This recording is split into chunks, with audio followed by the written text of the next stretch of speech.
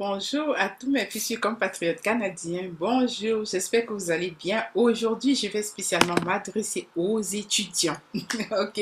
Parce que les études également, ça fait partie du processus de l'immigration canadienne. Donc, je vais donner 7 étapes à suivre pour les étudiants afin de venir au Canada étudier. Bienvenue sur cette chaîne Mon Rêve Canadien, le rêve, le site sur lequel le site sur lequel vous avez le droit de rêver sans être arnaqué. Et je voulais également dire que vu le fait que WhatsApp limite le nombre d'abonnés, nous sommes plutôt en train de migrer vers Telegram. Et alors pour Telegram, pour tous ceux qui sont abonnés, vous avez le lien du groupe dans la barre de description. Merci encore à tous les nouveaux abonnés. Et pour ceux qui me suivent, qui ne sont pas encore abonnés, qu'est-ce que vous attendez? Allez-y, abonnez-vous massivement. J'aime les abonnements, j'aime les likes, j'aime les partages, j'aime voir la communauté s'agrandir. Ça m'inspire davantage. C'est ce que je ne cesse de dire. Rendez-moi inspiré, ok? Partagez massivement la chaîne, abonnez-vous. Donc aujourd'hui, je vais vous montrer les 7 étapes à suivre pour venir au Canada étudier. La première étape, c'est très important. Qu'est-ce que vous voulez étudier exactement? Oui, parce qu'il y en a qui m'ont écrit, je veux étudier, aide-moi. Je demande, qu'est-ce que tu veux étudier? Il ne sait pas. C'est pas à moi de définir. C'est vous qui devez savoir. C'est vous qui voulez venir au Canada étudier. Donc, je vais partager mon écran comme d'habitude avec vous. Donc, vous allez voir que vous allez choisir d'abord votre programme pour lequel vous devez étudier. Et puis maintenant, en deuxième position, pour ceux qui le veulent, parce qu'il y a des bourses, vous allez faire une demande de bourse. Je vais vous montrer les liens pour les demandes de bourse. Et ensuite, en troisième position, vous devez faire une demande d'admission dans une université canadienne de votre choix. Alors, si vous dites par exemple que vous voulez étudier théologie, donc là déjà c'est un bon point. Vous avez déjà le point 1. Point numéro 2, est-ce que vous avez assez de moyens ou vous avez demandé la bourse? Point numéro 3, vous devez chercher l'université dans laquelle vous allez étudier. Et ensuite, vous devez préparer le budget. Donc, en fonction si vous avez la bourse ou pas, vous devez quand même préparer un budget. Et maintenant, en quatrième ou en cinquième position, vous devez demander un permis d'études. Cinquième position, vous devez demander un permis d'études après avoir reçu votre admission dans une nouvelle université. Et en sixième, vous devez planifier votre vie au Canada. Planifier, ça veut dire que vous préparez psychologiquement à rentrer au Canada parce que étant un nouveau pays, vous devez vous préparer psychologiquement. Ne soyez pas juste excité que voilà, vous avez eu le visa parce que avoir le visa ou réussir la première étape de l'immigration, c'est une chose, mais réussir votre intégration, ce sera une autre chose. Et en septième position, vous devez passer en revue l'aide de mémoire pour s'assurer que vous avez tout avant votre installation au Canada. Donc, comme à l'accoutumée, je vais vous mettre la vidéo qui va vous permettre de savoir comment vous abonner, liker et partager. Et vous pouvez vous abonner. Donc, vous arrivez là sur la chaîne, soit vous cliquez là pour vous abonner, soit vous cliquez ici pour vous abonner. Et ensuite, n'oubliez pas d'activer la cloche de notification. Donc, voilà, vous cliquez sur toutes. Et puis, vous likez et ensuite, vous partagez. Merci beaucoup. On y va. Je partage mon écran avec vous. Comme à l'accoutumée, je vais vous montrer tout en images. OK? On y va.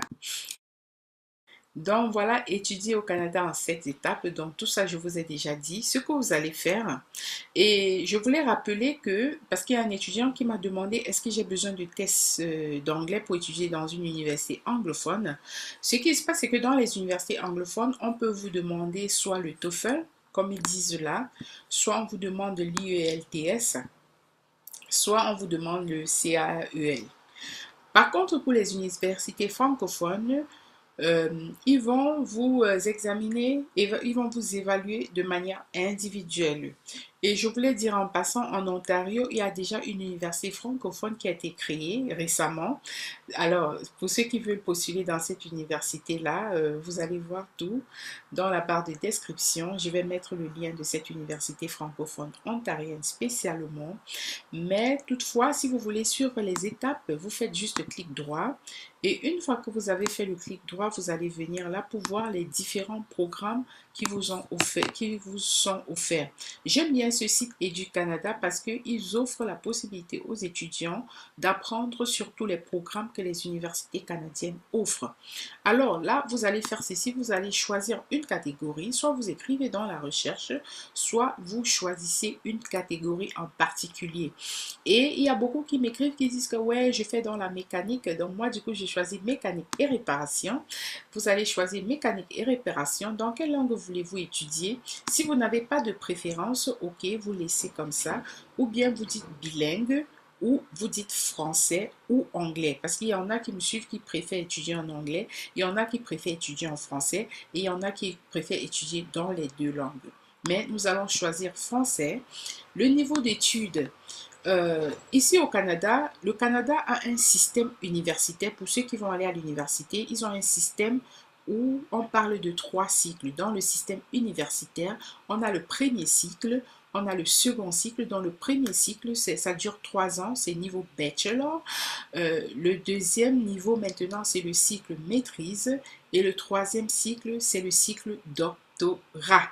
Ok, donc c'est ça. Après, vous avez juste les formations parce que vous pouvez entrer au Canada avec un visa juste en demandant une formation.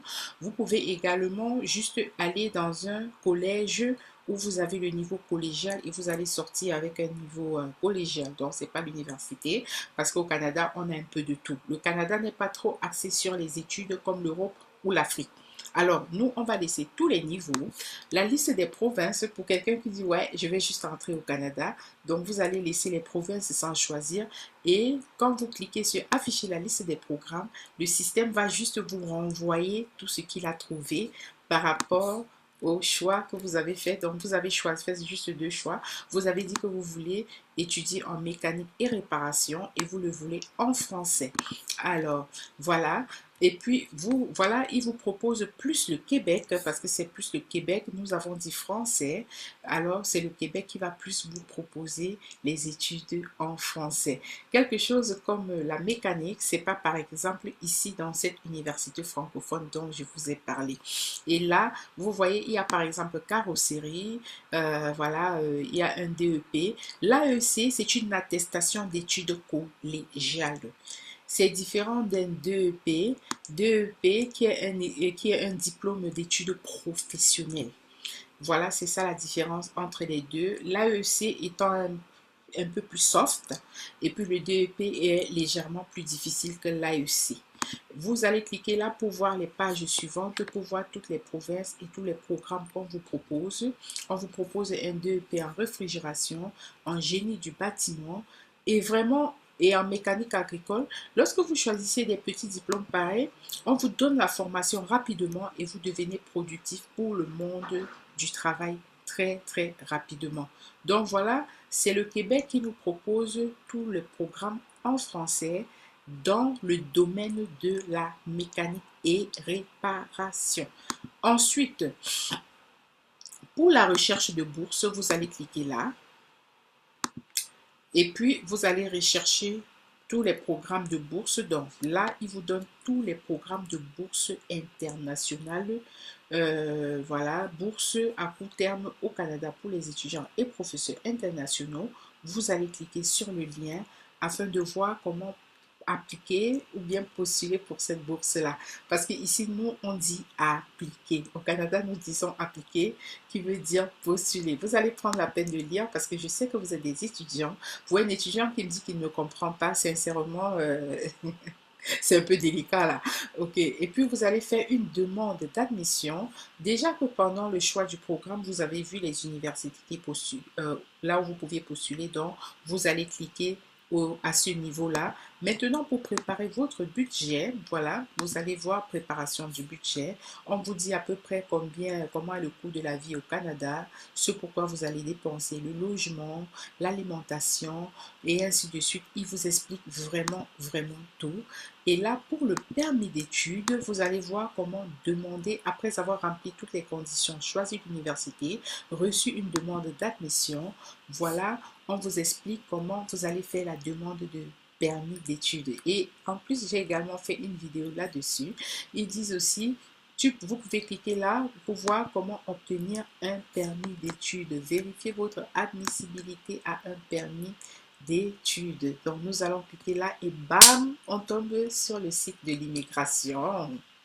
Et je dis toujours, faites attention aux arnaques. Faites attention aux arnaques. Et vous cliquez là pour déterminer votre admissibilité par rapport au permis d'études. Planifiez votre nouvelle vie et vous cliquez là pour avoir l'aide de mémoire avant de partir au Canada. Alors, en résumé, dans cette vidéo, je voulais vous montrer les 7 étapes à suivre en tant qu'étudiant pour demander un permis d'études. Dans la première étape, je récapitule, vous choisissez un programme d'études et puis maintenant, dans la deuxième étape, une fois que vous avez choisi votre programme d'études, vous pouvez aller chercher une bourse. Dans la troisième étape, après la partie de la bourse, vous demandez une admission et après l'admission, vous devez voir le budget. Parce que avant de faire une demande pour le permis d'études, vous devez avoir tout préparé. Budget, avoir payé les études et préparer un compte bancaire, ouvrir un compte bancaire au Canada parce que le gouvernement aimerait s'assurer que vous avez de quoi vivre au moins pendant un an. Eux, ils demandent généralement dans votre compte dans les 10 000 $, mais moi je dirais allez un peu plus, mettez 11 000 voire 12 000. Et si vous avez une bourse, vous devez aussi pendant votre demande de permis d'études donner toutes les références et tous les organismes qui vont vous délivrer des bourses d'études. Sur ce, je vous souhaite une très très bonne soirée. Mais avant ça, il y a un étudiant qui me demandait est-ce que lorsque je paye l'admission, est-ce que lorsque je paye les études, dans les frais d'études, est-ce qu'on me donne le logement avec? Non, c'est vous qui allez faire la demande de logement à part. Les frais que vous payez pour les études, c'est juste à l'université que vous payez. Mais en ce qui concerne le logement, le reste des choses, c'est à vous de prendre tout en charge. À nous revoir dans la prochaine édition. Et merci encore pour vos likes. Merci pour vos abonnements. Et merci pour tous les encouragements. Bye.